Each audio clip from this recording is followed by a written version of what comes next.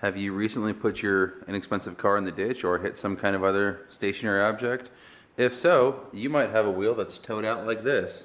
If you do, this is the video for you.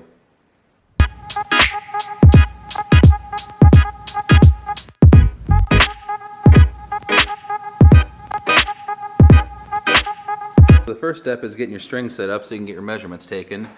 And I guess before even that, you've got to measure track width to determine where to set your string at. We're going to go over all that quickly, and I'll show you what my car measures at.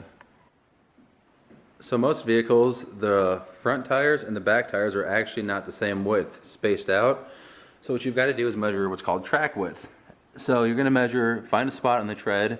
I like to go to the last block of tread and measure from here to the same spot on the opposite side of the car. And you'll get two numbers for the front and the back.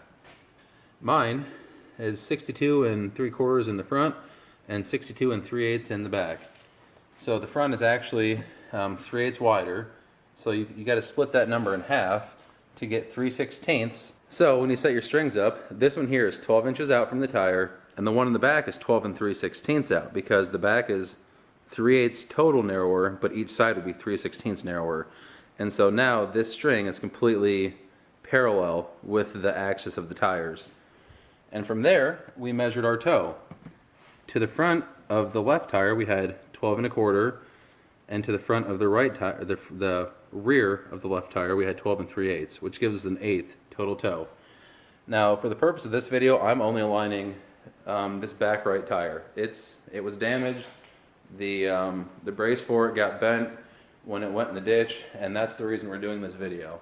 This isn't really how to do a total alignment, which you could do with this, but I won't be doing that today. The tire that we're doing, now with the new part, is 12 1/2 to the rear of the tire and 12 1/8 to the front, which would give me 3/8 of toe. Well, we want to get 1/8 because that's what the other side's set at. We're just going to set it up the same. So I'll go underneath and show you how to adjust it. So on this particular car, this is how you set the toe. This bolt is an eccentric inside these two slots, so as I turn this bolt, it will move it left and right, which will in turn tow the tire in and out.